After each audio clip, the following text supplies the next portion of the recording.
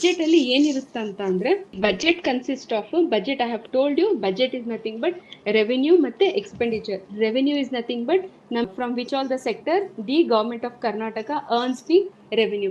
ವೆರಾಸ್ the expenditure is nothing but ನಾವು ಏನು government of Karnataka ಹೇಗೆ ರೆವಿನ್ಯೂ ಬರ್ತಿದೆ, ಅವರು ಹೇಗೆ ಖರ್ಚು ಮಾಡ್ತಿದ್ದಾರೆ ಅದನ್ನ ಎಕ್ಸ್ಪೆಂಡಿಚರ್ ಅಂತ ಹೇಳ್ತಾರೆ. ಆಯ್ತಾ? Then further revenue is classified into this revenue receipts ಅಂತ ಹೇಳ್ತೀವಿ. ಇನ್ನು one more is revenue expenditure ಅಂತ ಕ್ಲಾಸಿಫೈ ಮಾಡ್ತಾರೆ. So this revenue receipt is nothing but ನಮ್ಗೆ ಯಾವ್ಯಾವ ಮೂಲಕ ಇಂದ ಗವರ್ಮೆಂಟ್ ಆಫ್ ಕರ್ನಾಟಕಗೆ ಯಾವ್ಯಾವ ಮೂಲಕ ಇಂದ ಆದಾಯ ಬರುತ್ತೆ ಅಂತ. ಆಯ್ತಾ? ಆಸ್ ಪರ್ 2026 ಬಜೆಟ್ ಮೂಲಕ major source of revenue for government of Karnataka is commercial taxes. ಆಯ್ತಾ? ಒಂದು ನಾವು 100% ತಗೊಂಡಿದ್ರೆ ನಿಯರ್ಲಿ 56% ಅಷ್ಟು ನಾವು ಕಮರ್ಷಿಯಲ್ ಟ್ಯಾಕ್ಸ್ ಮೂಲಕವೇ. Commercial tax is nothing but like corporate taxes ಇರ್ಬೋದು. ಸೊ ಹಲವಾರು industries tax all comes under the commercial tax. All the commercial establishment will contribute the major portion to the government of India's revenue. Okay, nearly 56%. Then next comes is nearly 20% of the revenue comes from the state exercise ಮೂಲಕ ಬರುತ್ತೆ. Then next one is 13% comes from the stamps and registration.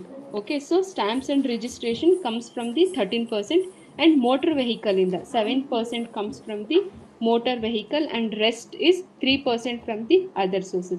This is most important for your exam point of view. Just revenue ಯಾವ ಕಡೆಯಿಂದ ಬರುತ್ತೆ ಮತ್ತೆ ಯಾವ್ಯಾವ್ದು ಎಷ್ಟು percentage ಇದೆ ಅಂತ ಕೇಳ್ತಾರೆ. ಸೊ ಸುಮಾರು ಗ್ರೂಪ್ ಸಿ ಎಕ್ಸಾಮ್ಸ್ ಮತ್ತೆ ಈವನ್ ಕೆ ಎಸ್ ಅಲ್ಲಿನೂ ಕೇಳಿದ್ದಾರೆ.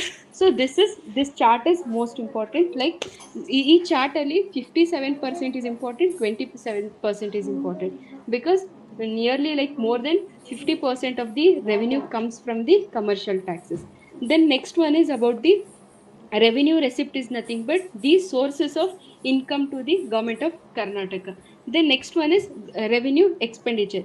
So again see here, again here revenue receipt is further classified into direct tax ಅಂತ ಕ್ಲಾಸಿಫೈ ಮಾಡಿದ್ದಾರೆ, ಇನ್ನೊಂದು ಇಂಡೈರೆಕ್ಟ್ ಟ್ಯಾಕ್ಸಸ್ ಅಂತ ಕ್ಲಾಸಿಫೈ ಮಾಡಿದ್ದಾರೆ.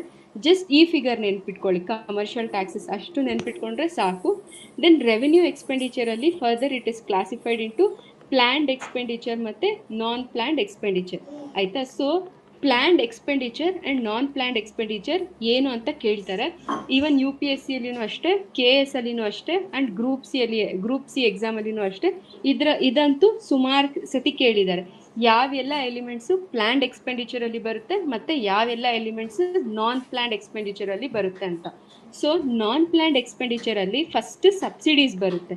ಆಯ್ತಾ? ಸೊ ಸಬ್ಸಿಡೀಸ್ ಬರುತ್ತೆ ಮತ್ತೆ ಲೋನ್ಸ್ ರೀಪೇಮೆಂಟ್ ಮಾಡಬೇಕಾಗಿರುತ್ತಲ್ಲ. ಸೊ ಇಂಟ್ರೆಸ್ಟ್ ನಾವು ಏನು ಗೌರ್ಮೆಂಟ್ ಆಫ್ ಕರ್ನಾಟಕ ಅವರು ಏನು ಲೋನ್ ತಗೊಂಡಿರ್ತಾರಲ್ಲ, ಸೊ ಅದಕ್ಕೆ ಇಂಟ್ರೆಸ್ಟ್ ಪೇ ಮಾಡಬೇಕಾಗುತ್ತೆ. ಅದುವೇ ಕೂಡ ನಾನ್ ಪ್ಲಾನ್ಡ್ ಎಕ್ಸ್ಪೆಂಡಿಚರ್ ಬರುತ್ತೆ. ಮತ್ತೆ ಸ್ಯಾಲ್ರೀಸ್. ಆಯ್ತಾ? ಸೊ ಏನು ಗೌರ್ಮೆಂಟ್ ಎಂಪ್ಲಾಯೀಸ್ಗೆ ಸ್ಯಾಲ್ರೀಸ್ ಕೊಡ್ತಾರಲ್ಲ, ಸ್ಯಾಲ್ರೀಸ್ ಮತ್ತೆ pension, so that also comes under the non plan expenditure.